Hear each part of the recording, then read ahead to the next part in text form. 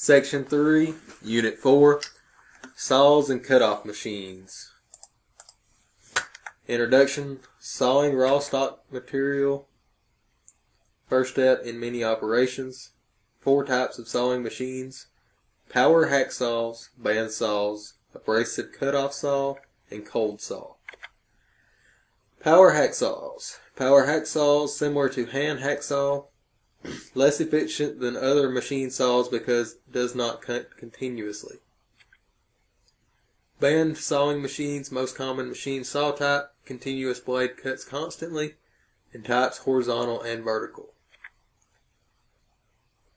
A hydraulic horizontal bandsaw is on the left, and a CNC horizontal bandsaw is on the right. Use a stand to support long bars being cut on the horizontal bandsaw. This keeps them flat and prevents them from falling when the vise is unclamped. The vertical bandsaw is useful for removing large sections of material in preparation of other machining operations. Contour sawing can be performed on a vertical bandsaw. It's unrestricted machining geometry, no limitation on angle, direction, or length of cut, built-in holder, and at least material waste. Removes whole sections, cut directly to the finish line. Bandsawing machines continued. Method for sawing an enclosed internal contour. The blade is cut, placed through the start hole, and the ends are welded together. After sawing, the blade must be cut again to be removed. Typical vertical bandsaw blade welder. Drilled holes into internal corners provide clearance for the blade to make turns when contour sawing. Keep the upper guides adjusted within 1/8 of an inch of the material being sawn to minimize exposure to the saw blade. Use soft metal or wooden push stick when sawing small parts to keep fingers and hands away from the blade. Saw blade characteristics. So, one is the width, tip of the cutting edge to the back of the blade. Thickness, measurement taken on the body gauge. 3, blade body, the back of the blade at the bottom of the gullet. 4, tooth, the cutting portion of the blade. 5, tooth pitch, distance from one tooth to the next tip. 6, TPI, number of teeth per inch. 7, tool set, bending of the teeth right or left to allow blade clearance through the cut or curve. See illustration A. 8, tooth face, surface of the tooth where the chip is formed. 9, tooth back, the angled surface of the tooth opposite from the tooth face. 10, tooth rake angle, positive or straight, the angle of the tooth face measured from a line perpendicular to the back of the blade. 11, gullet, the curved area between the two teeth. And 12, gullet depth, the distance from the tool tip to the bottom of the gullet. Alright, you got blade materials, you got carbon steel, most economic, slow speeds, contour sawing, small radii, and a typical carbon steel saw blade.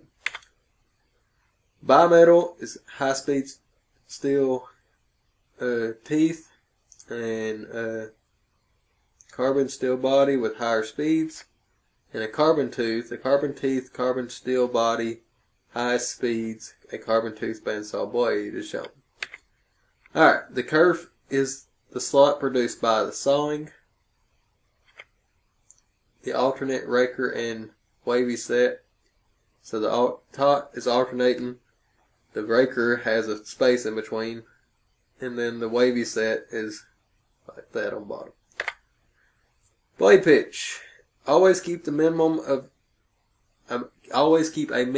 3 cutting teeth in the material at all times. 6 to 12 teeth is ideal. B. If less than 3 teeth are in contact with the material being sawn, teeth can straddle the work and be broken and stripped from the blade. Variable tooth or variable pitch.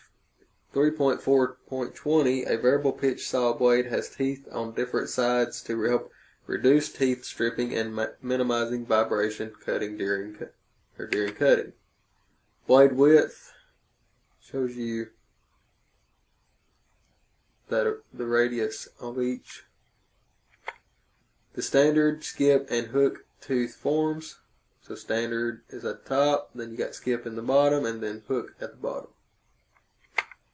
Blade length equals 2 times center distance plus pi times wheel diameter. Blade welding. Flip the ends so the teeth are opposite before grinding. When flipped back for welding, the ends will align even if the ground ends are not exactly square. Use the grinder to square the blade ends.